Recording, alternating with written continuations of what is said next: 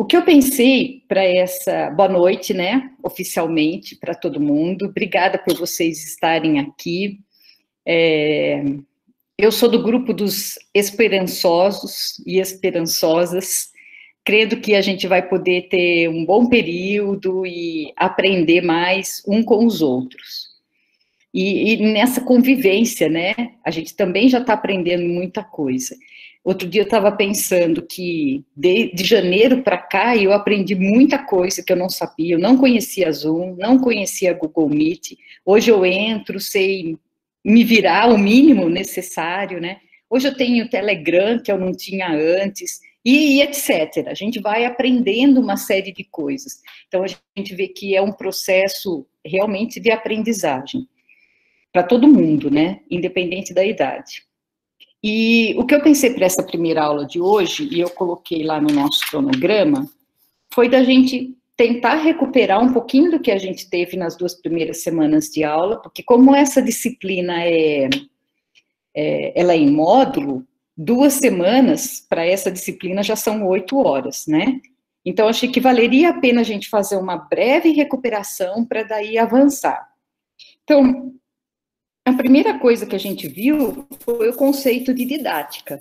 Será que depois de todos esses meses e essa pandemia toda, vocês ainda se lembram o que é didática? Vão procurando aí, ó. Tô vendo o Wesley, é assim que fala seu nome? É, né? Fala, como que é para falar? Tá ok, tá bom. Ó, ele tá lá virando o caderno dele, sei lá o que é. Eu acho que é esse momento, é isso mesmo que eu tinha imaginado, da gente se recuperar e voltar a pôr o pé na disciplina, né? E quem gostaria de falar aí pra gente? Lembrar o que é didática? Um menino e uma menina. Ah, olha, a Lara já até escreveu aqui. O Pedro também, o Pedro Parque. Pedro Parque escreveu uma reflexão sistemática. Falta dizer do que, né, Pedro? Didática não é a capacidade de saber dar uma aula, mas sim construir todo um roteiro, saber formular uma aula. Vocês concordam com o que eles escreveram aqui no chat? Quem quiser falar pode abrir o microfone, fique à vontade. A aula é para isso. Se falar errado também não tem problema. A aula também é para isso. Bom, coincidentemente eu estava aqui na anotação dessa última aula, né, professora? Que seria um jeito de ensinar, né, que é muito mais amplo, né, que é o sentido que tange a sociedade em família, que é o professor observar potencial de aluno e dificuldades e direcionar da melhor maneira com os recursos que ele tem. Ok. A Cibele escreveu assim: é a reflexão sobre os processos de ensino-aprendizagem que acontece na escola e na sala de aula. Então, ela está complementando o que o Pedro Parque falou ali em cima. Onde que está a Cibele? Aparece aí, Cibele. Oi, professora, tá me ouvindo? Ah, sim, tudo bem. Agora eu já sei quem é você, porque só olhando aqui o seu nome eu não estava me lembrando. Mesmo sem a sua câmera aberta, eu vi a sua foto, eu já me lembrei. Ok, Sibeli, obrigada. Você quer fazer algum comentário disso que você escreveu? Não. Não? Tá bom, obrigada. O Pedro falou que gostaria de falar. Vai lá, Pedro. Vocês estão me ouvindo, gente? Tá todo mundo me Sim. ouvindo? Que ótimo. O Marcelo fez um comentário muito interessante e me lembrou muito do texto que você recomendou para a gente sobre o projeto político-pedagógico. Porque algo muito forte na construção do projeto político-pedagógico que foi recomendado é realmente ter a ação de toda a comunidade que envolve o ensino. Isso sejam os pais, até mesmo os funcionários da escola, professores. Então, está muito relacionado com o que o Marcelo falou, dessa unidade, sim. Ok, tá ok. Alguém aqui fez uma pergunta, deixa eu ver. O Eric falou, é uma espécie de feedback coletivo? Também inclui isso, sem dúvida nenhuma. A didática inclui um feedback, né? É uma reflexão, e essa reflexão também inclui dar feedback. Tem alguém que tem dúvidas sobre o que é didática, sobre isso que a gente discutiu, e quer levantar a sua dúvida, ou quer falar, olha, eu não entendi direito, tal? Não pode ter vergonha, viu, gente? Porque, como já disseram aqui, gafe, essas coisas, todo mundo comete. Cada dia é um que faz alguma. Então, não tem problema. Se não sabe abrir microfone, é um bom momento para ir aprendendo. Não tem? Então, vamos em frente. Depois da didática, a gente estudou as abordagens do processo ensino-aprendizagem. E a gente parou justo no momento que a gente ia ter as vivências, né? E eu estava assim, ai meu Deus, tomara que a gente consiga ter a aula da semana que vem. Eu estava torcendo muito para que a gente conseguisse ter a aula das vivências, mas infelizmente não aconteceu. Né, eles pararam as aulas antes disso. Por que eu estava torcendo? Porque a vivência das abordagens é uma coisa que a gente não consegue fazer aqui. A gente conseguiria utilizar outras estratégias, mas que não seria a gente vivenciar a abordagem. Então, isso é uma coisa que nessa disciplina a gente vai perder, não tem como a gente recuperar. Mas não tem problema, dá para sobreviver sem as vivências. As vivências ajudam a gente a entender o quadro das abordagens, mas a gente consegue ir para frente sem elas. Por isso, eu enviei para vocês o quadro das abordagens, pensando que a gente poderia também fazer uma recuperação das 5 abordagens, e para a gente poder avançar. Então, as abordagens são tradicional, comportamentalista, humanista, construtivismo e histórico-cultural. Se a gente pensar na abordagem tradicional, quando a gente fala abordagem tradicional, qual que é a primeira coisa que vem na cabeça de vocês? Vocês podem escrever ou podem falar. Parece que a Keren fez um quadradinho, assim, quadradinho é lousa, Keren. Ela tá chamando o VAR. Chamando o VAR ia ser bom.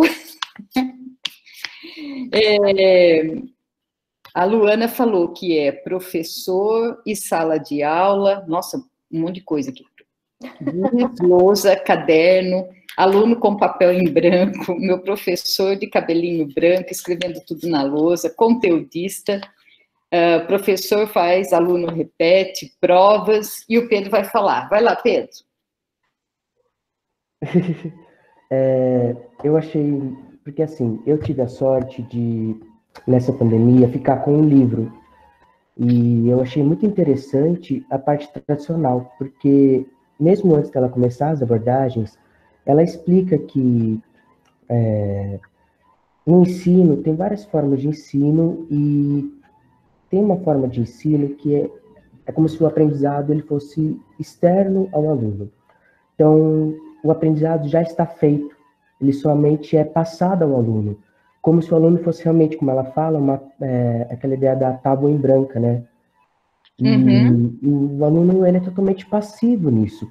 Então, não há construção de aprendizado pelo aluno. Tá correto. Algumas pessoas tinham feito comentários que não deu tempo de eu ler, né, que correu muito rápido. Mas vários escreveram lousa e giz, a Gabi Angélica falou depósito, um pouco forte, mas faz sentido. Aquela escola antiga no Cabresto, o Anderson falou, também faz sentido, talvez até mais para comportamentalista. Daí o Bruno falou de escola pública comum. Vocês, ainda mais quem saiu há pouco tempo da escola pública comum, vocês consideram que ainda hoje é o método tradicional que predomina nas escolas públicas? Nossa, todo mundo balançando a cabeça que sim, quem está com a câmera aberta. É triste isso, né? Porque se a gente olha o projeto pedagógico dessas escolas, não é o tradicional que está lá no teórico. E esse é o nosso tema de hoje, né? Projeto pedagógico. Então, aí a gente já pode ver uma incoerência, que na teoria a gente escreve uma coisa, no projeto está escrito uma coisa, e o que a gente vê na prática é outra. Eu tenho visto várias experiências boas nas escolas públicas, né, da época que eu estava no PIBID e ultimamente como supervisora de estágio, mas elas ainda são poucas perto do tradicional que predomina. Então, embora o projeto pedagógico diga uma coisa, o que a gente vê nas salas de aula é uma postura ainda de abordagem bem tradicional. O Wesley falou que é o homem sendo objeto para o Estado, também faz sentido isso, também que ele escreveu. Saviani chama essa abordagem de ensino banário, não é, bom, bancário, quem falava era o Paulo Freire. É isso mesmo que você escreveu aqui? Eu acho que é bancário. E se não me engano, pois o conteúdo é depositado no aluno. Ah, não, é Paulo Freire, viu, que fala isso. Paulo Freire que fala do ensino bancário. Eu já vi professores com outras metodologias, mas a tradicional sempre é que predomina, Amanda disse. O Everton, vejo que muitas vezes os professores nem têm acesso a Everton, isso é verdade, a gente já está pensando o tema de hoje, que é o projeto pedagógico, né? Muitas vezes... Foi a Letícia quem comentou. Ela tá usando... A Letícia não conhece o projeto pedagógico da escola dela? Isso. Ela está usando o meu login para poder me auxiliar aqui na administração da sala. Ah, tá bom. Tá bom? Ok. Então, isso daí é uma coisa que muitas vezes acontece, né? Marcelo pediu a palavra e já aproveita dizer, Marcelo, se você conhece o projeto pedagógico da escola que você trabalha. Não necessariamente, né? Inclusive, eu ia comentar essa questão de ter o projeto, né? Às vezes, o formato que o professor tem que estar dando aula, que acaba seguindo a escola, é conforme os recursos que ele tem, né? Então, se a escola não dá recurso, ele vai ter que se enquadrar com o que ele tem. Às vezes, ele pode até ser inovador, pode tentar ser moderno, mas, de repente, não vai conseguir por limitações, né? E, na verdade, o que eu tenho acesso são aos planos, né? Até a gente comentou quando teve aquelas 2 semanas de aula, né, sobre plano de ensino, plano de aula, né, teve essa divergência, né, esclarecedora, do conteúdo que a gente tem que estar passando, né, e seguindo por ser um profissionalizante vinculado a algumas entidades, como o Senai, por exemplo, né, e outros cursos profissionalizantes, com disciplinas focadas. Mas realmente é a questão e como é vinculado também à Prefeitura de São Paulo, então acaba seguindo normativas também que vêm do CRAS, né? E, enfim, então o projeto mesmo, a gente não tem esse acesso, porque é passado, faça assim, aí você tenta fazer o melhor com o que você tem, como diz, né, o nosso nobre colega, né, faz o melhor com o que tem, com o que você tem naquele momento, né. Então, basicamente O Miguel concordou com você. O Miguel falou que escreveu no chat exatamente isso que você disse. E o Felipe também escreveu, vejo como uma selva mesmo, a escola é um ambiente que seleciona quem pode passar ou não. Bem sem coração, com ela não devia fazer seleção, devia ensinar. Sem dúvida nenhuma, isso que o Felipe escreveu é bem forte. Muitas vezes a gente vê isso em conversa com professores, com a gestão da escola, ou em reunião de ATPC, em alguns momentos, a gente percebe, assim, que os professores vão formando um consenso de quem vai ser reprovado e de quem vai ser aprovado. Infelizmente, isso acontece. A Luana escreveu, tive professores que buscavam por oportunidades, mas acabava sendo do bolso ou por conta própria. Isso é uma coisa que acontece bastante. A Letícia escreveu que ela concorda com o Marcelo, sinto que procuro uma abordagem diferente da tradicional, mas sou pressionada por causa das metas da escola, do governo, dos índices e tudo mais. Isso é uma coisa muito complicada, né? Eu vejo assim, aqui na intenção aqui na escrita da Letícia, eu vejo muitos professores, porque a Letícia está começando. Então, ela está com aquela vontade enorme de fazer a diferença, não é ser diferente, é fazer a diferença na vida dos alunos, para que eles aprendam de fato, para que eles se transformem e tal. Mas a gente encontra uma série de dificuldades. Luana, pode completar a sua fala. Primeiro a Luana Maciel, depois a Ribeiro. Oi, professora, estão me escutando? Sim. Boa noite para todo mundo. Não, então, eu falei um pouquinho por cima, mas acho que a minha situação, a situação que eu vou comentar, deve ser muito próxima da do Miguel. Eu tive professores, né, 3 mais especificamente, que eles buscavam sempre parcerias com empresas, até mesmo com a Universidade de São Paulo, né? E isso foi o que acabou aproximando boa parte dos alunos, pelo menos da minha sala, né? Porque também tem essa coisa da escolha a dedo, né? Os alunos que querem alguma coisa e por aí vai. E, assim, eles buscavam sempre trazer projetos, fazer com que a gente participasse desses projetos. E tinha vezes que, por exemplo, não necessariamente era um projeto fora com outra instituição, mas algo inovador para a aula deles, né? E então eles iam, compravam os materiais, pediam às vezes para a gente, se a gente tivesse alguma coisa em casa para poder levar, e era assim que ia funcionando. Só que isso eram 3 professores de o quê? De uns 12. Uhum. Então, tem essa complicação mesmo. É complicado. Mas era só isso mesmo. Ok. Luana?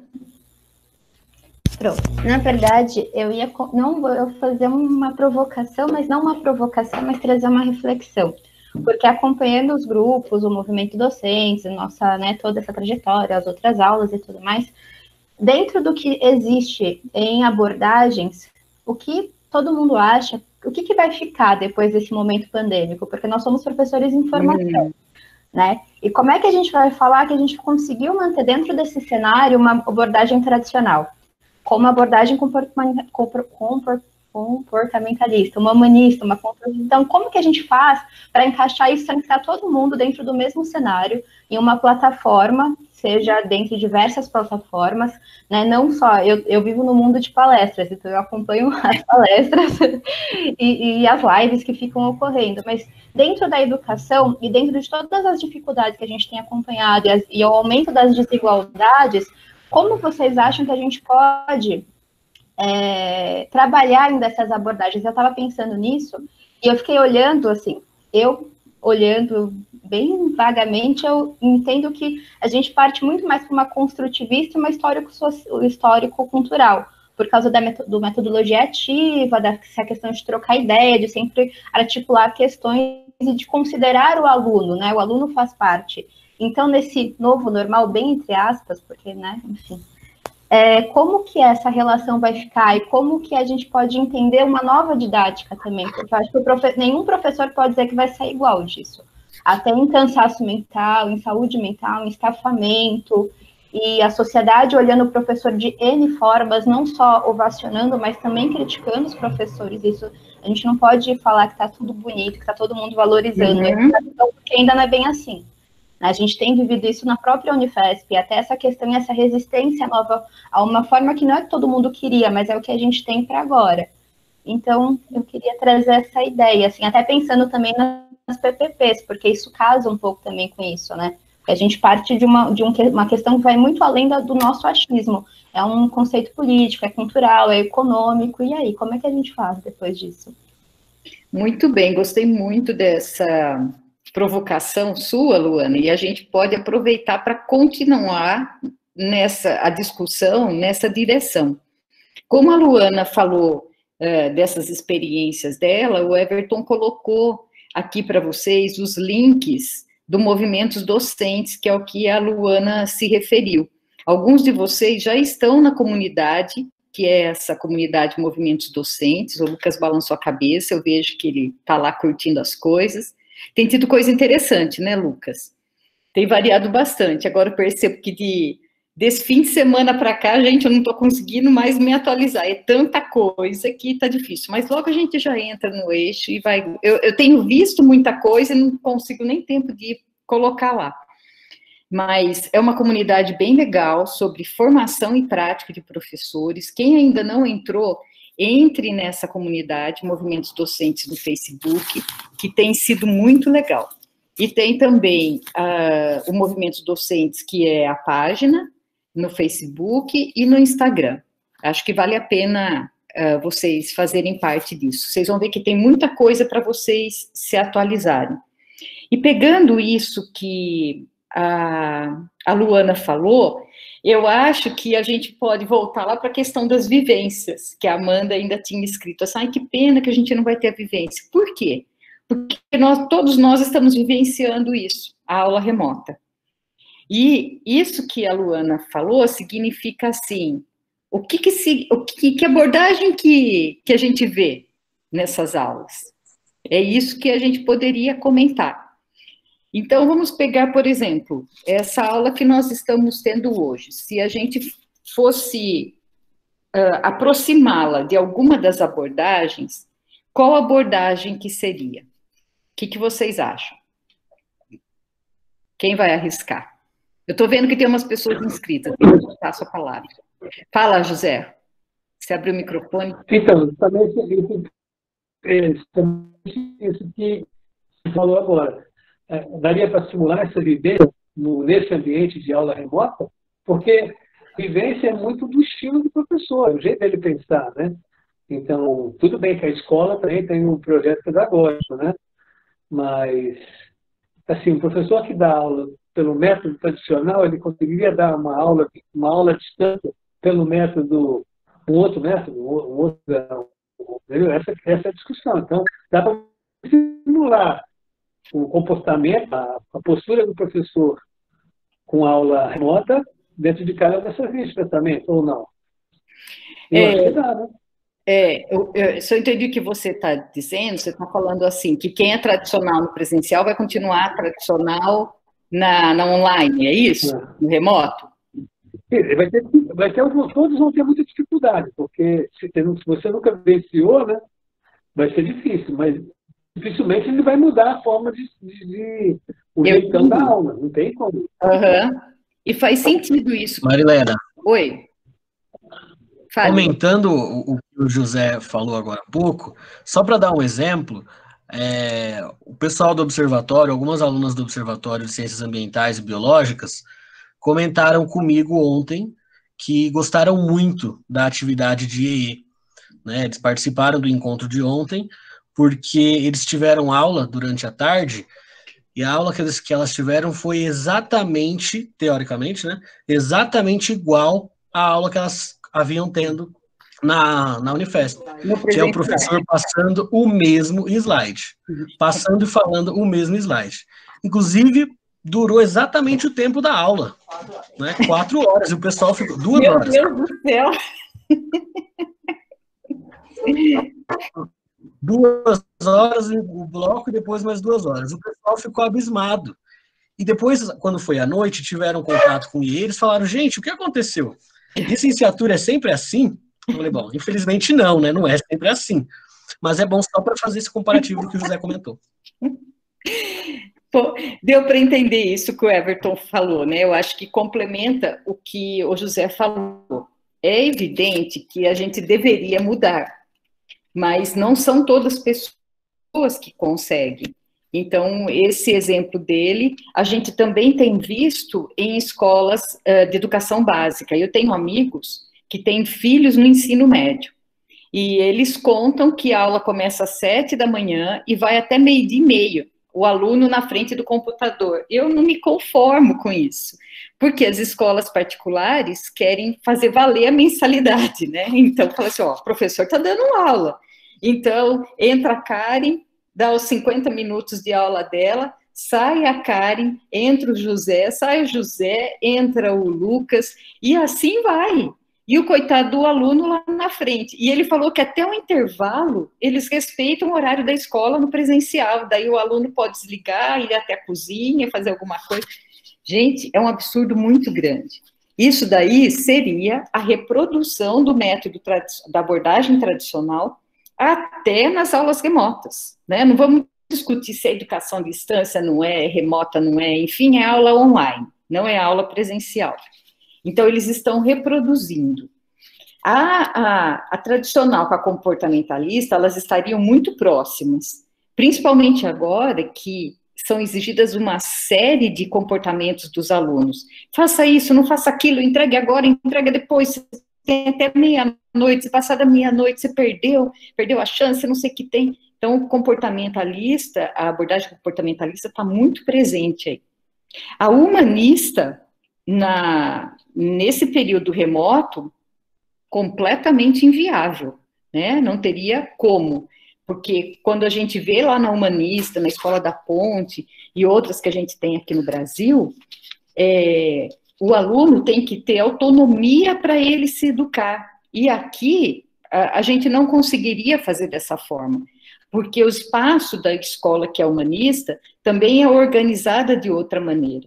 Então, teria a sala da matemática, ou seja, todo mundo que tem algum interesse na matemática vai lá e assim por diante. Quer dizer, que nesse sistema nosso, é mais difícil a gente colocar em prática uma abordagem humanista. É possível para aquela escola que já estava dentro da abordagem, mas é difícil. A construtivista, como alguém escreveu aí no chat, a Luana também comentou isso, né? Seria mais coerente, até por conta das metodologias ativas. Na próxima semana, a gente vai discutir um texto sobre metodologia ativa, que é muito bom, é um livro recente, muito bom, não deixem de ler, tá? Esse capítulo. Então, é o que a gente mais teria, e também com a possibilidade da abordagem histórico-cultural, quando a gente leva para a realidade do aluno, né, considerando o contexto histórico-cultural do aluno, que é um pouco do que a gente está fazendo aqui. Né? Então, cada um está falando um pouquinho da sua experiência, olha, já dei um fora, vi não sei quem que deu, eu tive 3 professores que eram assim, e assim por diante, né? Então, é a gente valorizando a experiência e a vida das pessoas. Deixa eu me dar uma olhadinha aqui, no que tem no chat, antes da gente avançar. Eu sei que tem gente que estava inscrito, tinha o Pedro, e tem a Keren, deixa eu ver aqui. Amanda, eu diria que história cultural pelas reuniões, isso, tá ok. Construtivista não é aluno e professor em mútuo aprendizado?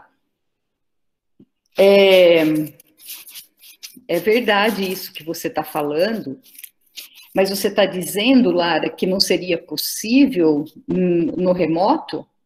Eu acho que é possível. Vou citar o exemplo de ontem, de novo, que o Everton disse, que a gente teve uma aula aberta do pessoal da introdução aos estudos em educação, e tinham várias pessoas de fora. E tinham pessoas que foram, assim, meus alunos há 20 anos atrás, que apareceram lá também. Nós discutimos o livro que é Educação, e o título foi Chá de Educação, o encontro de ontem. E nesse encontro de ontem, né, em várias discussões, teve hora que algum aluno falou alguma coisa, eu falei assim, poxa vida, eu tinha me esquecido desse detalhe. A Luana mesmo, teve uma hora que ela fez uma provocação, e ela já grudou, porque ela estava lá como monitora, já grudou com uma pergunta que tinha no chat, falei, nossa, fazia tempo que eu não ouvia isso que a Luana falou, né, eu preciso recuperar essa questão. Então, o aluno ajuda a gente a se equilibrar também, né, eu acho que é muito legal isso. O Marcelo disse, pais e mães estão vendo a importância do professor, sem dúvida nenhuma, eu também estou percebendo isso. O quanto é importante, pois quantas famílias com dificuldades em ficar, educar e ensinar os próprios filhos. Espero que as autoridades de demais níveis valorizem o professor, e eu também. A Lara disse que concorda com a Amanda, acredito que a histórico-social é a abordagem mais próxima do que estamos passando, talvez a saída para as aulas. No nosso caso, é a abordagem histórico-cultural. Levar em consideração a realidade de cada aluno, que às vezes não pode assistir no horário da aula, e ter a possibilidade de assistir depois. Também concordo, acho isso muito importante. Não cobrar a frequência aqui, nesse momento, eu acho que a gente tem que olhar tudo isso. O Pedro falou que na cognitivista o objetivo da educação é que ele aprenda por si próprio. Mas ele não aprende por si próprio como na humanista.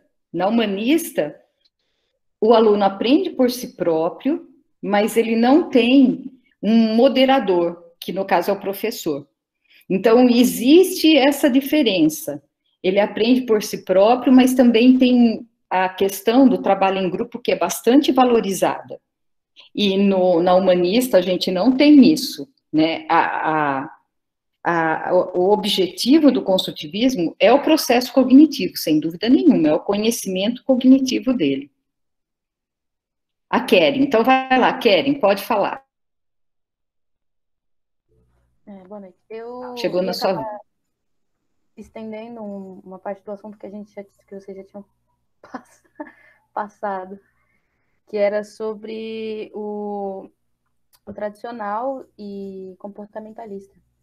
Eu acho que nessa situação que a gente se encontra, nessa situação que os professores se encontram, e assim por diante, isso deixa muito claro a falha que é a falha extrema que é esse tipo de abordagem, e como isso é um processo que exaure todos os estudantes, que tipo, suga eles, que acaba com toda a possibilidade de trazer ele para perto, de conectar ele ao assunto, e como ele é massificado também. Então, nos exemplos que o pessoal citou sobre as escolas particulares que estão sendo pressionadas a continuar a produzir e assim por diante, é o mesmo projeto de sempre, né? Então, isso só ressalta muito, e dentro da casa de muita gente, a vida de quem realmente é muito afetado por isso, que são nas áreas mais periféricas, nas pessoas menos favorecidas, e nas situações elitistas também, porque tem essa questão, que foi uma polêmica que saiu no começo da pandemia, sobre a propaganda do Enem também.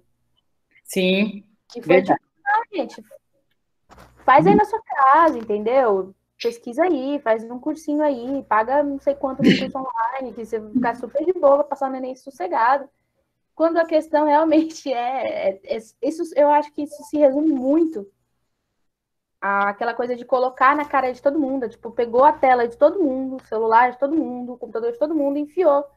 Que o governo ele é feito para isso, a situação acontece dessa forma, tem toda essa massificação, e o ensino só é esse meio que todo mundo passa por ele, esse meio de produção, e de funciona assim, e é assim, e aí o professor fica com essa dualidade, né, porque enquanto você vê pessoas reclamando dos professores que estão seguindo esses exemplos que vocês citaram, dos professores que são mais tradicionais e que permanecem tradicionais, independente da situação, ainda tem os que têm que travar esse desafio das outras abordagens, de como eu vou colocar essa abordagem ali, como que eu vou considerar isso, como que eu vou provar que eu estou considerando isso, como que eu estou provando que esse método é o que eu estou seguindo, e assim por diante.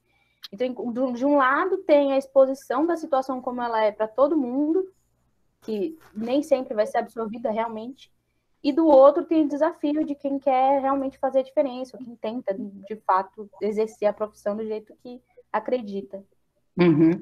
Realmente é um grande desafio isso que a Keren está falando.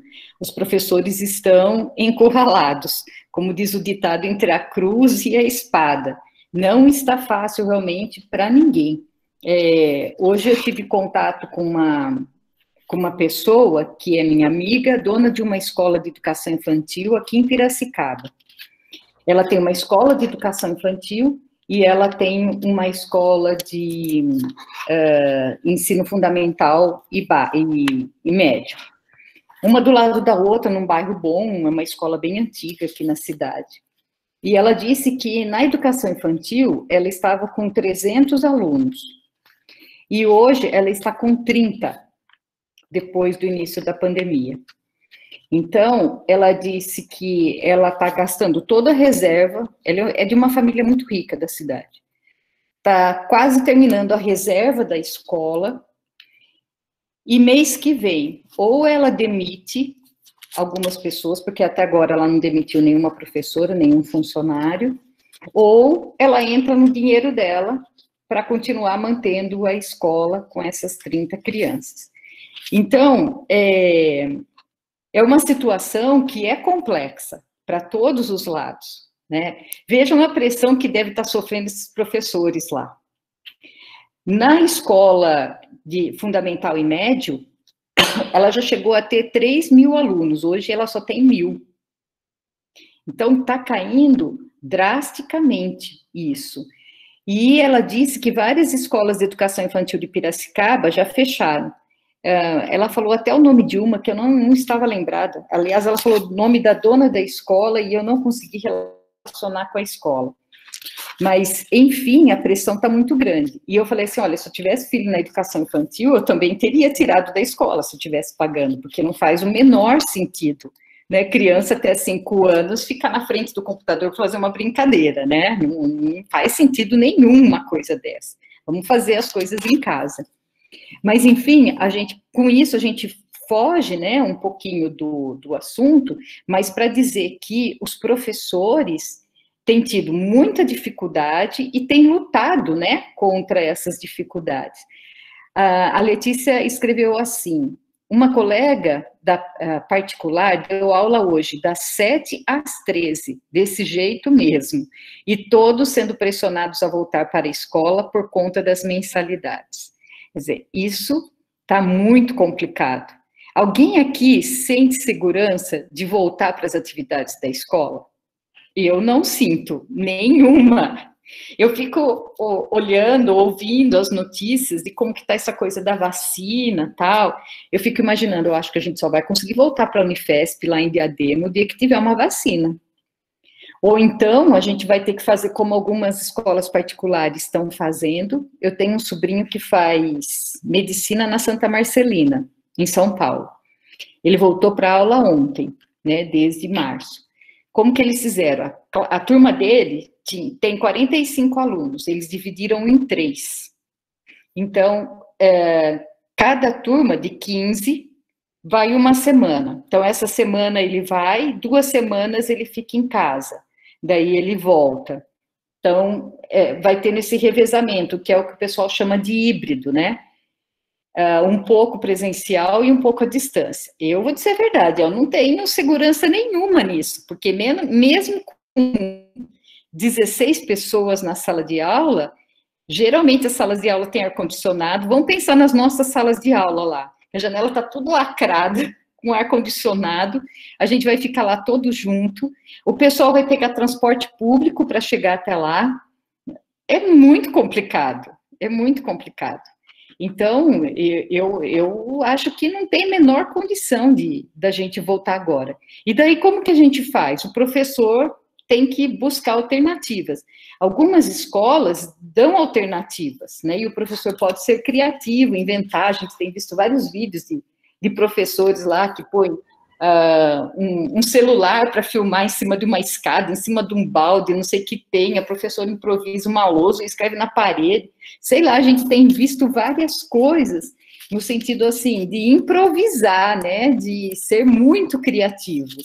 Então, está fazendo o que é possível, mas, por outro lado, como essa amiga da Letícia, ela não tem alternativa. Por que ela não tem? Porque é uma escola particular, tem um projeto pedagógico, você faz isso e acabou. Não tem discussão. O Ivanildo escreveu, acredito que os professores teriam uma maior dificuldade na abordagem humanista, sem dúvida nenhuma. Na abordagem humanista, os professores fazem uma avaliação do aluno muito diferente do que a gente está acostumado, muito diferente. Avaliar já não é fácil, e na humanista ela é mais difícil ainda, porque você avalia o aluno por ele próprio. Então, eu ver a Luana Maciel de fevereiro e a Luana Maciel de agosto. Ela se desenvolveu, ela aprendeu, eu só olho para ela, não vou compará-la com a outra Luana Ribeiro, não vou compará-la com a Amanda, nem com o Bruno Santana, nem com o Marcelo. E o que a gente mais vê é esse tipo de avaliação, né? Então, eu penso assim, bom, a Luana é uma boa aluna, eu vou ler a prova dela primeiro, leio. Daí eu falo assim, mas será que tem mais alguém que escreveu uma prova tão boa quanto a dela? Daí ela fala assim, o Ranieri também é muito bom, escreve bem, deixa eu ler a prova do Ranieri. Daí lê a prova do Ranieri e fala assim, nossa, a prova do Ranieri está melhor do que a da Luana. Então o Ranieri vai ter 10 e vai ser o meu gabarito, a Luana vai ficar com 9,5, e daí eu vou abaixando, coitado de quem vier depois da Luana, né? Porque daí é sempre indo para baixo. Eu já vi professor em sala de professores falando que corrige assim. Olha que horrível. Porque, primeiro, o professor já pôs na cabeça que os melhores são a Luana com o Ranieri. Então, a Amanda pode fazer uma prova perfeita, impecável, mas na cabeça dela, do Ranieri está melhor, e ela vai comparar com o Ranieri. Não faz nenhum sentido, né? Então, avaliar realmente é muito difícil, e na humanista é um pouco mais. Na humanista também tem a questão da autoavaliação, que também aparece no construtivismo e na histórica cultural também. Bruno falou da forma como o professor ensina. A Luana, éramos alvo de críticas negativas, sendo em passo cópia ou comentários do tipo, professor ganha pouco. Agora temos também uma certa inserção dos não professores, entendendo e percebendo outros papéis do professor, é verdade. O Miguel escreveu, acho que eles acham que só o fato de ser algo virtual já é super fora da curva, mas acaba sendo tão tradicional quanto presencial. Nossa, isso é verdade, né? O fato de ser online, você trabalhar com slide, como o Everton disse, continua sendo tradicional. É a mesma coisa quando os computadores entraram na escola. Vocês são mais novinhos, vocês não sabem disso. Mas na década de 90, os computadores começaram a entrar na escola, né? Acho que vocês estavam nascendo lá na década de 90. E daí, até depois, né? E daí os professores, é muito semelhante com o que a gente está vivendo agora no virtual. Tinha aquele pessoal que rejeitava totalmente, e tinha aqueles que iam para o laboratório e ficava fazendo tudo igualzinho o que fazia na sala onde não tinha computador. É muito louco isso, né? Mas acontece.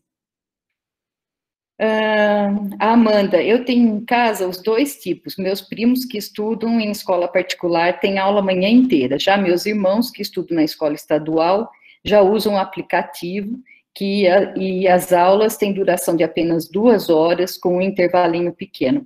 Olha, eu preciso concordar que o estadual está melhor que o privado atualmente, né? Apesar das dificuldades e dos defeitos, eu acho que está muito melhor, principalmente pensando em questão pedagógica, né? Ela está melhor.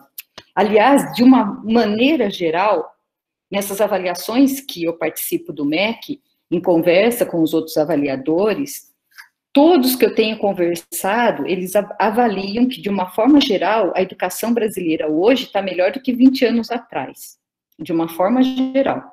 Principalmente o ensino superior, e eu concordo totalmente. O ensino superior hoje está melhor do que 10 anos atrás, quando eu comecei a fazer essas avaliações. Então, a gente vê assim, tem coisa que tem melhorado, não é tudo que está ruim, não. Não dá para dizer que está tudo uma porcaria, tudo um lixo. A Luana Maciel falou, tem muita coisa para a gente analisar, sem dúvida nenhuma. Desculpa, Lara, não tinha entendido que você tinha falado. Se você quiser falar, você quer falar, abrir o microfone e dizer? Mas agora eu entendi o que você quis dizer, mas às vezes as pessoas não, se você quiser falar. Também tem pais desistindo de educar em casa, por conta própria. Começou a aumentar de novo. Oi? Ai, perdão, te cortei. Pode falar, Lara. Fala aí. Não, no momento que eu falei aquilo, foi porque você estava comentando sobre outras abordagens. E aí o Pedro falou que a cognitivista ele acreditava que seria uma maneira mais fácil, que o aluno era o sujeito. E aí eu lembrei que a abordagem cognitivista era a abordagem que eu e o meu grupo estava estudando durante as aulas antes. E o Piaget, ele levanta a ideia de que o aluno e o professor, eles estão em um mútuo aprendizado, né? Que é uma abordagem mais linear, né? Que o professor não está acima do aluno, eles compartilham os saberes. E aí foi isso só. Tá, ok. Obrigada, Lara.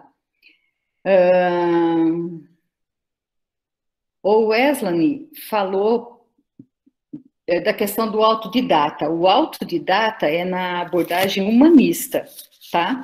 Não na cognitivista, porque na cognitivista o professor está presente, mas na abordagem humanista o aluno é praticamente autodidata, ele vai conversar com o professor quando ele realmente precisa, tá? Não tem aula, não tem aula. Ô Bruno, acho que seria injusto com o povo que sairia do ensino médio agora concorrer sem dúvida nenhuma. Acho que vocês já viram que estão fazendo uma proposta de 4º ano do ensino médio, né? Não sei, tá muito difícil, gente, não dá para a gente dizer assim, é uma porcaria essa ideia do 4º ano. Eu fico pensando que pode ser que seja interessante, não sei. Meu pai presta serviço para escolas, principalmente de educação infantil. A gente está vendo várias fechar. É isso aí, Amanda. Aqui eu também tenho visto isso em Piracicaba. Eu não sei o que vocês falaram tanto não aqui. Só voto quando... Ah, sim, tá bom, já entendi, já lembrei. Era questão da escola.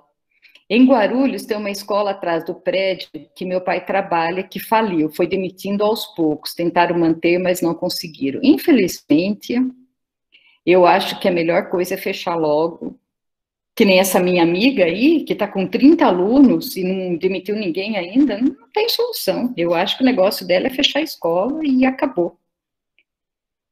A professora do meu irmão usou a geladeira dela uma vez para dar aula. O giz era uma canetinha e o apagador era um pano com álcool. Olha só que criatividade é essa! Que incrível, eu não tinha pensado nisso não, mas a geladeira é uma boa coisa. Acho que é por isso que o profissional da educação tem que estar presente em mudança. Nunca se sabe quando vai aparecer algum problema, como agora na pandemia. Não, a da pandemia foi uma surpresa geral. Vocês sabem que o fórum que eu participei hoje foi organizado pelo SENAC e tinham 2 professoras da Finlândia. E as professoras de lá contando o processo deles. Eles estão inseguros como a gente. A diferença é que lá o professor tem uma autonomia maior em termos de projeto pedagógico. E aqui a gente tem menos autonomia. O professor falou na sala de aula como fez para dar notas. Não sei. Você quer falar sobre isso, Marcelo? Eu não entendi o que você... Foi quando a senhora falou sobre comparar um com o outro, né? A nota. Teve no primeiro semestre professor que fez isso. Falou assim, eu vi todas as escritas, peguei um que era o 10 e comecei a dar 9.8, 9.7, 9.6... até aí mostrou a curva de Gauss e blá, blá, blá, e assim foi todo mundo sabe de quem a gente está falando. Pronto, falei. Socorro. Pronto, falei, desligou, foi embora, fechou a câmera, não estou mais aqui. Isso é gravíssimo. O Felipe falou que tem melhorado mesmo o próprio prédio, sem dúvida nenhuma, concordo. Muito bem, fechamos aqui o chat. Desculpa, viu, gente, ficar lendo, mas eu queria considerar o que as pessoas tinham escrito. Então, eu acho que pensando nessa questão da experiência que todos nós estamos tendo no remoto, é possível a gente fazer essa discussão das abordagens. Eu acho que vocês levantaram pontos muito importantes, e eu ainda teria a acrescentar a questão que vários falaram da histórico-cultural, e um ponto da histórico-cultural é o diálogo, e ela é centrada na inter-relação, que a gente está tendo aqui o tempo todo. Né? Então, quem não quer falar pode escrever, quem não quer escrever abre o microfone, e quem não quer fazer nenhum dos dois também pode ficar quieto, não tem problema. Né? É opcional, a gente está se relacionando aqui pelo sorriso, quando alguém está com a câmera aberta, ou quando não está também, não tem problema. Eu acho que isso é uma coisa importante, né? A gente ter esse espaço do diálogo aberto. Alguém quer fazer mais algum comentário sobre isso? Ou a gente pode avançar para o projeto pedagógico? Se alguém quiser fazer mais algum... Ah, o Pedro, pode falar, Pedro. Não, professora, meu comentário era sobre o projeto político-pedagógico mesmo. É porque... Pode falar já estamos começando, então, vamos em frente. Já vamos aproveitar, então. Mas é que, assim, eu não dou aula, então, realmente, tem muita coisa desse âmbito escolar que é muita novidade para mim. Quando o Marcelo falou que, e outras pessoas também acabaram comentando, que eles praticamente não tinham acesso ao projeto político-pedagógico da escola, eu fiquei muito, muito, muito surpreso, porque se você pegar para ler aquele artigo que você colocou para gente da Hilda, né, da Hilda Veiga, é totalmente o contrário dessa ideia. É totalmente o contrário. Então, eu fiquei muito surpreso, porque eu pensei assim, nossa, que incrível, sabe? Toda essa participação desses agentes, tudo. Até mesmo que eu anotei aqui, que ela colocou que um dos princípios norteadores de um projeto político-pedagógico é a valorização do magistério. Então, como assim? Tem toda essa base e eu vejo aqui, conheço gente na prática que fala que não.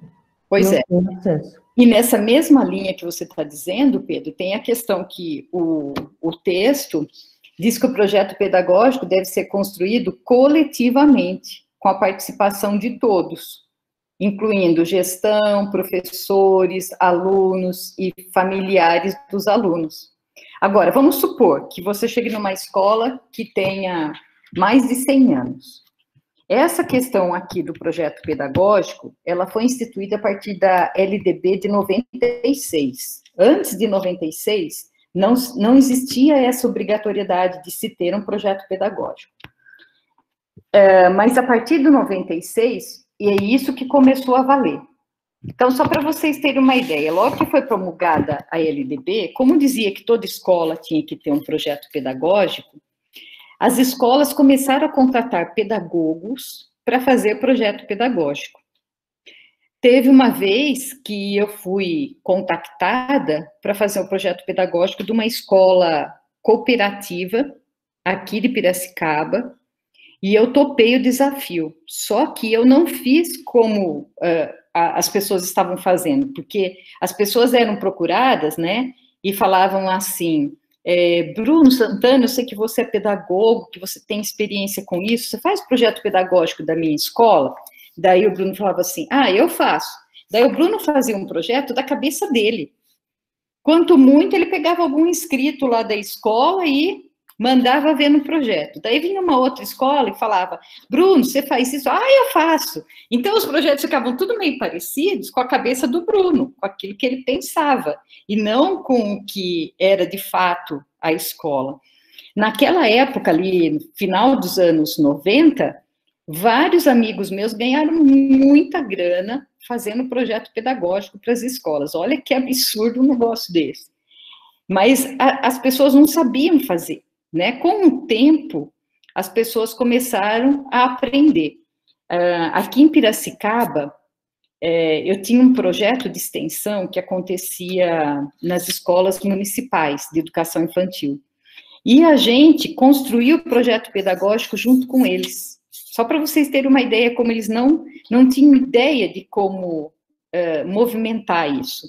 Então, a gente fazia reunião com todo mundo, geralmente era reunião de uma vez por mês, a creche parava, então naquele dia não tinha criança, e a gente trabalhava o dia todo. Então, primeiro, fazendo o diagnóstico da creche, na questão da história dela, quando que ela começou, quem que implementou, quais foram as primeiras pessoas que trabalharam aqui, depois, como que é o contexto aqui da creche, como que é o entorno dela, quem que frequenta a creche, quem são as pessoas que trabalham na creche, o que as pessoas pensam sobre escola, o que elas pensam sobre o processo ensino-aprendizagem.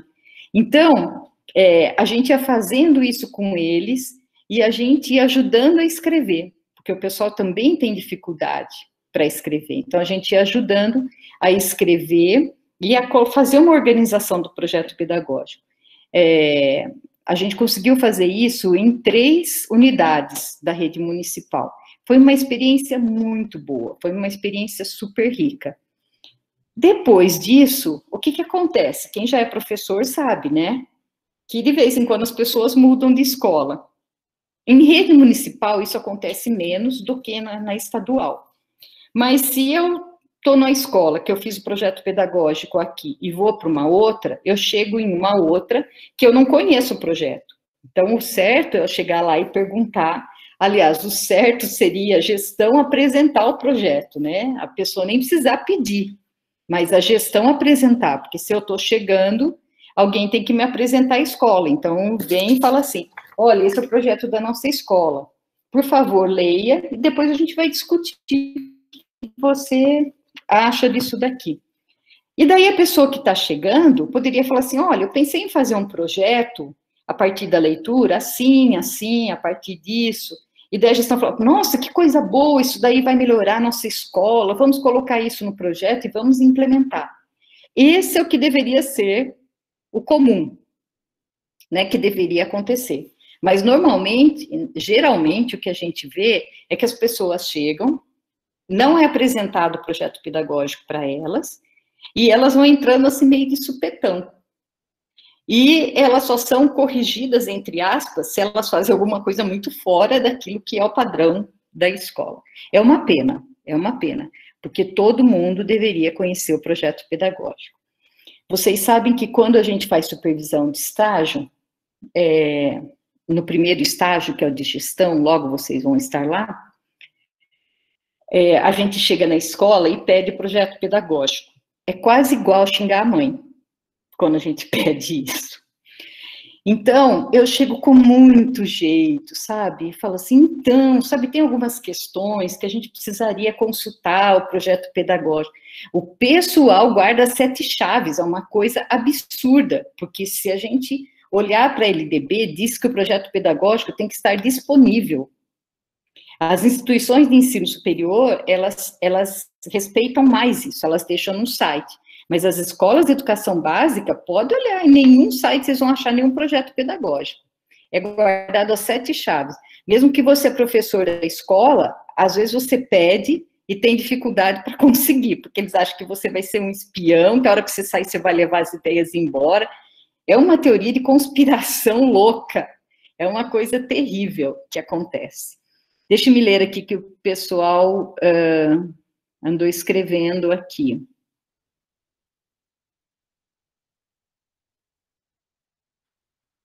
A Keren fez uma pergunta da questão da licenciatura ser obrigatória. Eu acho que é fundamental a licenciatura ser obrigatória, porque até professor com licenciatura, a gente vê fazendo essas barbaridades de ensino tradicional e comportamentalista ao excesso. Imagina se não tiver. Na realidade, professora, a minha pergunta era relacionada a exatamente esse do projeto. Do projeto não ser essa coisa que é aberta a todo mundo e que quando o professor chega, ele não recebe como... Se é porque agora a licenciatura se torna uma coisa mais homogênea na formação, e aí os professores chegam na escola e batem de frente com a geração que não teve a licenciatura. Entendi. Faz sentido isso que você está falando. Faz sentido. Veja só que o Bruno falou que eu brinquei com ele, né? E ele falou que ele recebeu uma proposta hoje, dia dele, programação. Olha só, tá vendo? As coisas continuam. E eu contei uma historinha lá da década de 90. E ainda continua isso daí. O Pedro escreveu, as novas formas têm que ser pensadas em um contexto de luta, de correlações de força, às vezes favoráveis, às vezes desfavoráveis. Terão que nascer no próprio chão da escola. Nossa, isso é muito, muito importante. Com o apoio dos professores e pesquisadores. Não poderão ser inventados por alguém longe. Tá perfeito isso daqui, né? É um trecho que ele pegou. Ainda hoje, nesse fórum que eu participei, a professora da Finlândia, ela disse assim, que são os professores das escolas que tomam as decisões, porque eles entendem que o professor é a pessoa mais apta para saber aquilo que pode acontecer. Eu achei incrível isso, e é esse trecho aqui também, né? Então, ela falou assim, somos nós, junto com os alunos, que decidimos qual era a melhor metodologia e quando que a gente deveria voltar ou não. Ó, perfeito. A Keren falou da escola dela. A Amanda escreveu, minha madrinha é coordenadora. Uma vez comentei da aula que estávamos tendo e ela perguntou se eu queria ver o PPP da escola dela. Eu disse que sim. Mas aí logo entrou a pandemia e acabamos esquecendo. Amanda, então, pede lá para ela, porque é sempre legal. Vocês sabem que em algumas vezes nessa disciplina de didática, a gente fez análise de PPC. Então, eu conseguia uns 5, 6, e dividia a sala em 5, 6 grupos, e cada turma pegava um PPC diferente. Mas depois meus PPCs foram ficando antigos, não tinha muita graça, né? Porque eu era PPC de 5, 6 anos, eu não conseguia pegar o mais novo, daí foi chegando uma hora que eu não tinha 5, 6, não tinha para todo mundo, e daí pegar um PPC só para todo mundo não tem muita graça, né? Mas eu acho muito legal quando a gente consegue fazer essa análise. No estágio, a turma que eu supervisiono, eu costumo fazer isso. Eu sei que não é em toda escola que o supervisor consegue o PPC.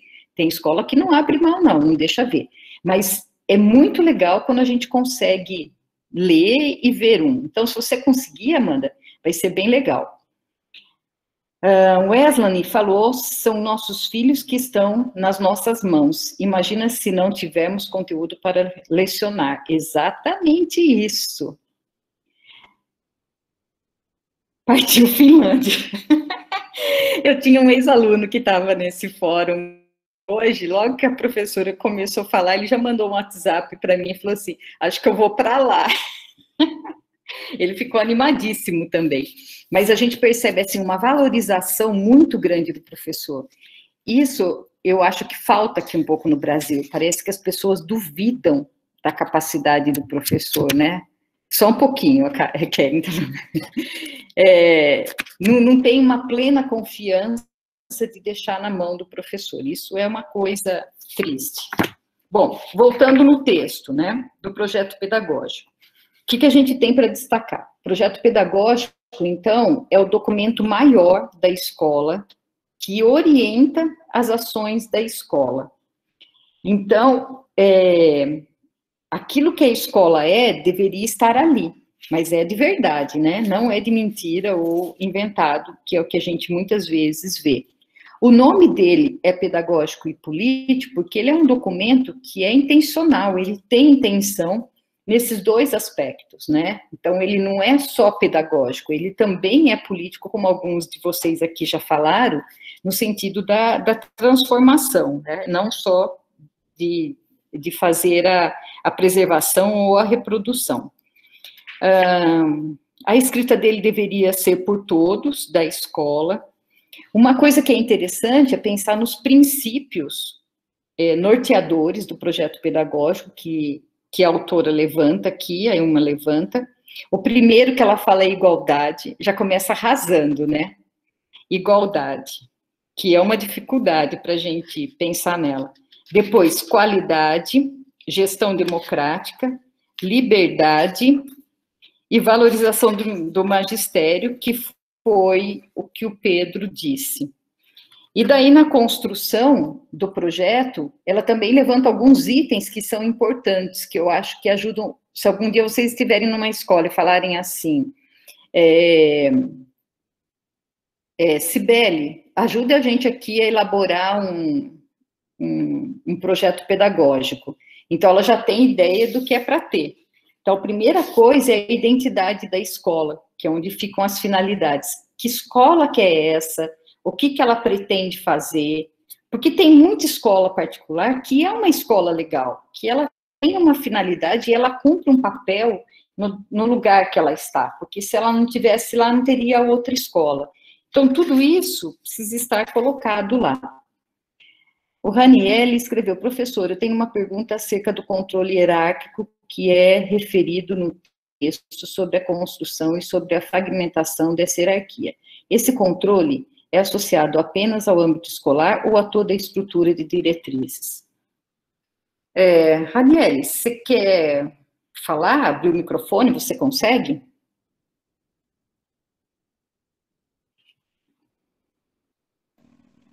Consigo sim, professora. Está escutando? Sim, pode falar. Então, professora, a dúvida era sobre se esse controle hierárquico que ela se refere no texto, ele se dá apenas, se essa ruptura se daria apenas no âmbito escolar ou se a todas as diretrizes políticas mesmo, sobre o MEC, sobre as secretarias, do que se trata essa ruptura? Em todos os sentidos mesmo, porque ó, só para você ter uma ideia, quando a gente fala de sistema municipal, vamos considerar aqui Piracicaba. Então, tem a educação infantil e as séries iniciais do ensino fundamental. As escolas fazem o projeto pedagógico delas, a supervisora acompanha esse projeto, e esse projeto é enviado para a Secretaria de Educação aprovar. Então, vejam que a escola também não tem uma autonomia total, ela depende da Secretaria de Educação, em última instância. As escolas estaduais dependem da Secretaria de Educação do Estado, para esse projeto ser aprovado. Se é uma instituição federal, a gente depende do MEC. Então, todos os projetos que nós fazemos na Unifesp, em última instância, você tem a aprovação da Unifesp, mas se não estiver em linha com o MEC, você não passa. O curso que vocês estão fazendo de licenciatura, olha, foi difícil de aprovar, porque o MEC fala assim, inovem, sejam ousados, tal, né? Daí o pessoal da Unifesp fez esse curso que vocês estão fazendo. Gente, foi uma loucura para aprovar isso. E é um projeto pedagógico, só que na universidade a gente costuma chamar de PPC, que é Projeto Pedagógico de Curso. E na educação básica a gente chama de PPP, mas é a mesma coisa. Então, é para cima, sim, a hierarquia, em todos os sentidos. Respondi, Raniele? Respondeu, professora. Obrigado. Tá bom. Wesley me falou, antes de qualquer planejamento, eu tenho que conhecer a política das escolas e suas diretrizes, certo? Certo, sem dúvida nenhuma. Você tem que saber o contexto onde você está. Então, hoje eu estou falando de Piracicaba. Tirei a noite para falar de Piracicaba. Então, se eu pego uma determinada escola de séries iniciais do ensino fundamental, aqui pertinho da minha casa mesmo tem uma. Então, a gente pensa, que bairro que ela está, que público que ela vai atender, que cidade que é essa de Piracicaba. Eu vou falar primeiro de todo o contexto. Eu vou falar do entorno da escola. Quem é que fica bem em torno da escola? É muito importante a gente fazer isso que o Wesley me falou, que é para a gente manter um contato com a comunidade. Aqui a gente tem um exemplo de uma escola que fica relativamente longe aqui da minha casa, mas que eles conversavam muito com a comunidade. Então, sempre convidava a comunidade para ir ver as exposições deles lá. Então, se eles faziam um determinado estudo, é uma escola, como que chama? Chamava Joaninha, a escola. Acho que ela ainda tem esse nome de Joaninha. E daí, uma vez, as crianças falaram assim, mas por que a escola chama Joaninha? Daí todo mundo pensou na Joaninha bicho, né? Animal. Mas não era. Era porque a pessoa que tinha criado a escola chamava Joana. E ela era baixinha e todo mundo a chamava de Joaninha. E essa pessoa foi embora para um outro país europeu, e daí contaram toda essa história para as crianças, mas foi muito interessante. Daí eles fizeram uma exposição, tudo em 3D, sabe? Que usava sucata e tal, e as crianças imaginaram como que a Joaninha foi embora lá para um país da Europa, né? Que ela foi de barco, não sei o que tem. Olha, ficou linda a exposição. E daí, esse é só um exemplo que eu vivenciei, né? Chamaram toda a comunidade para ir lá visitar. Todo dia tinha um horário, se não me engano, era das 17 às 18, que as pessoas podiam ir visitar. E as pessoas, quando iam buscar os filhos, eles entravam lá na exposição para olhar. Foi muito legal. Essa escola nunca teve um vidro quebrado. E a cozinha deles era na rua. A janela da cozinha dava para a rua. mas estava sempre impecável. Por outro lado, uma outra escola, que eu também participei do projeto pedagógico, eles não conseguiam estabelecer laço com a comunidade. Então, percebam que isso é uma dificuldade interna da escola. Eles não conseguiam estabelecer, vira e mexe, era cadeado estourado, portão estourado, vidro quebrado, computador roubado, e assim por diante. Então, essa questão da gente olhar onde a gente está, olhar para as pessoas que estão no entorno e acolher essas pessoas é uma medida muito interessante para o projeto pedagógico. Teve uma escola que eu participei, que uma vez eu fiz uma supervisão de estágio de gestão, aqui em Piracicaba também, ficava num bairro com muito traficante de drogas, e alguns desses traficantes estudavam no ensino médio daquela escola. E tinha uma diretora muito firme no sentido assim, ela não era tradicional, ela sabia colocar disciplina na escola. Então, ela combinava assim com eles, olha, fora da escola não tem nada a ver com a sua vida, mas aqui dentro você não vende droga, não usa boné, não faz não sei o que tem. Eu sei que tinham várias regras e o pessoal respeitava.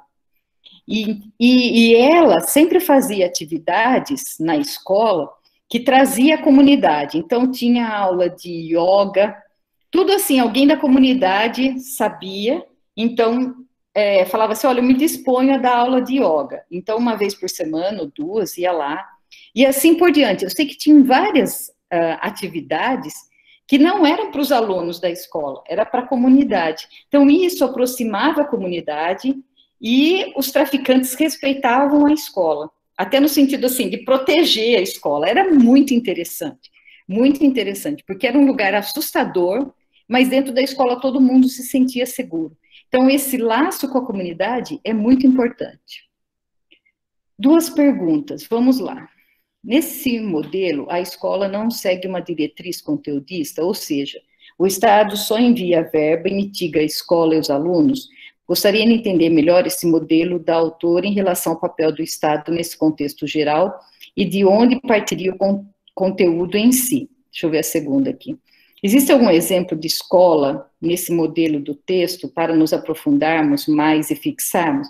Tem várias. Mesmo em Diadema, tem várias escolas que têm projeto pedagógico, que trabalham de uma forma muito legal. O ano passado, eu estava na escola Marcato.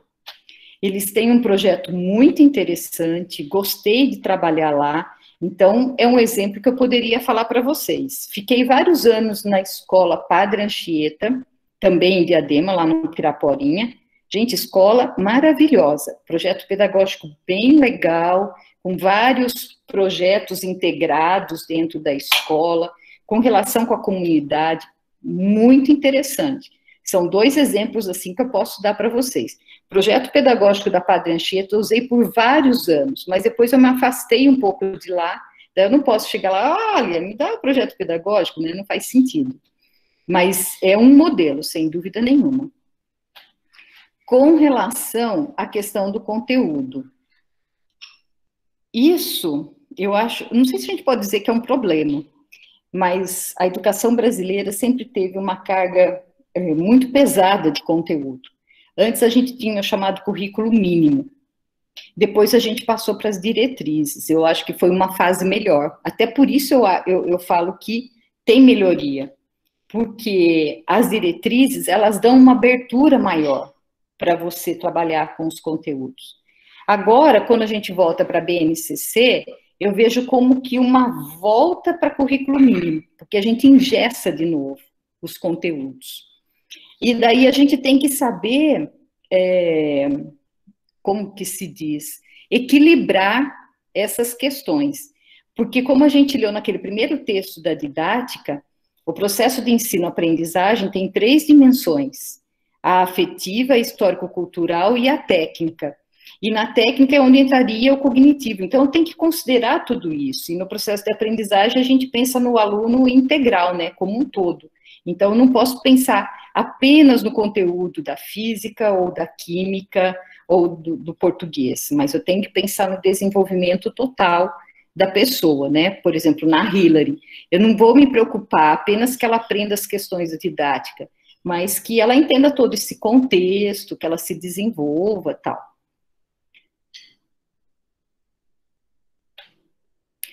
O José Roberto perguntou se todas as escolas têm que aprovar seus projetos pedagógicos. Sim, a resposta é sim. Tanto é que o ano passado, quando eu estava lá no Marcato, a gente demorou um pouquinho para conseguir o projeto, porque ele estava em fase de aprovação na secretaria. E enquanto ele não estivesse aprovado, ele não poderia ser divulgado. Isso está corretíssimo. Sem problema, Raniel, ele escreveu errado. Isso é coisa que acontece, né? Aliás, o corretor mais corrige para o errado do que para o certo. A Letícia escreveu: conhecer o entorno da escola é super importante, daí podemos fazer a propaganda da próxima aula sobre extensão. Ah, legal isso mesmo, Lê. Letícia, você quer falar? Porque o Pedro já falou assim, como assim aula sobre extensão? Everton ou Letícia, então podem falar, daí eu complemento.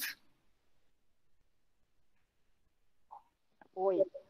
Oi, Lê. A gente está numa confusão aqui de celulares e computadores. 1001 atividades é isso, né? Só para falar então rapidamente, eu não me perdi aí na aula de didática. Seu som está um pouquinho baixo. Aumenta um pouquinho, Letícia, faz favor. Assim? Isso, ótimo.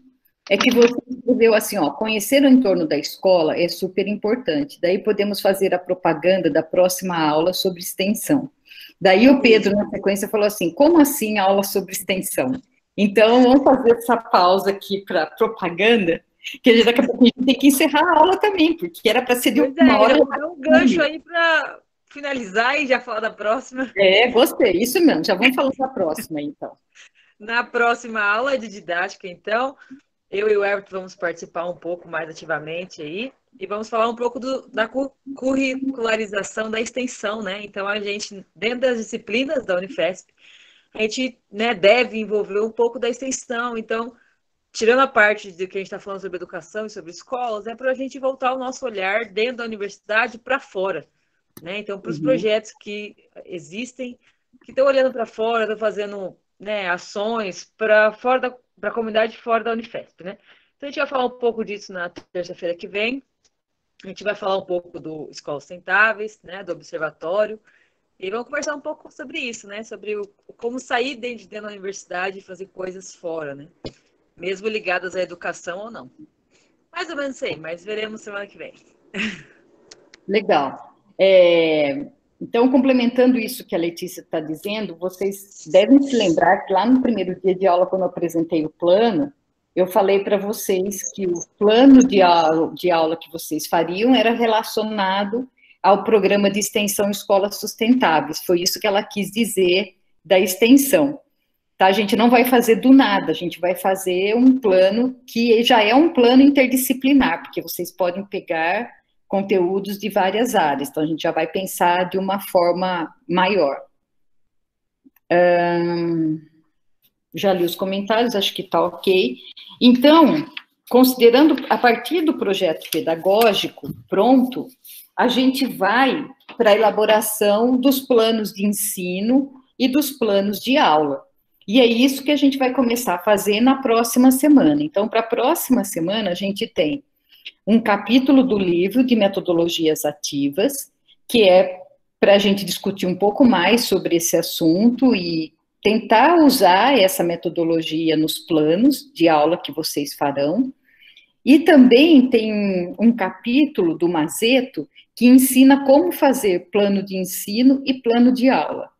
Aqui eu quero deixar claro que, assim, a gente vai ter uma experiência também bem nova nessa disciplina, porque em outros momentos a gente construía isso junto numa aula. Até por isso eu marquei esse plantão de dúvidas, né, que é para a gente poder trabalhar em cima desses planos, caso a gente tenha alguma dúvida. Na aula da semana que vem, a gente vai ter uma aula aberta, então vão estar vocês aqui, e a gente vai convidar outras pessoas também para participar. Então, a gente vai discutir metodologias ativas e elaboração de plano a partir de um programa de extensão, que é a Escolas Sustentáveis, e vai ter pessoas de fora. Eu acho que isso vai enriquecer a nossa discussão. Eu acho que na próxima semana a gente ainda não precisa ter plantão de dúvidas. Eu acho que a gente poderia deixar para daqui a 2 semanas, que daí sim as dúvidas vão esquentar, porque daí vocês vão ter que começar a fazer o plano, tá? Então, semana que vem a nossa aula, nosso encontro continua às 19, e daí para outra semana a gente marca o plantão de dúvidas, tá? Se o horário das 14 não for bom para vocês, a gente passa para as 18, sei lá, a gente vai estudando aí como que a gente faz. A Amanda perguntou, nós podemos convidar qualquer um? Pode sim, Amanda. Eu vou colocar no grupo do Facebook a arte, vocês já viram que a gente tem feito alguns encontros semanais, né, do grupo e da comunidade Movimentos Docentes. Eu vou colocar esse da semana que vem, e vocês podem convidar. O Everton escreveu, sim, aula aberta, divulgação estará no grupo do Facebook, na comunidade, então eu vou colocar para vocês podem convidar quem vocês quiserem, é aberto. Vamos esquentar essa discussão aqui de metodologia ativa, plano de aula, acho que vai ser uma experiência interessante. E a gente chamou essa aula aberta da semana que vem de chá de didática, tá? Mas a gente não vai beber chá igual eu estou fazendo aqui hoje. Ontem foi chá de educação. Eu convidei as pessoas para fazerem um chá e a gente tomar o chá junto. Mas o da didática vai ser diferente. Eu quero ver quem consegue adivinhar que chá de didática é esse. Vocês vão pensando, porque não é esse chá aqui, que foi igual de ontem, é um outro chá. Ah, você tem chá aí também? Olha lá o chá. Ah, legal. Então, eu estou tomando chá de gengibre aqui hoje, mas o chá da didática vai ser diferente. Se vocês quiserem tomar um chá ou um cafezinho, a Luana Ribeiro não gosta de chá, ela é da turma do café. Mas ontem no encontro a gente tinha a turma do suco de laranja, do chimarrão, várias turmas. Bom, gente, olha, da minha parte eu queria dizer assim, ó, que o nosso encontro está agradável, mas fico muito preocupada com o horário, porque a orientação foi que o nosso aluno demorasse mais do que 1 hora e já está dando 1h30. Então, agradeço o envolvimento de vocês, a participação. Quem ainda não está lá na comunidade do Movimentos Docentes, entre lá, que está muito legal.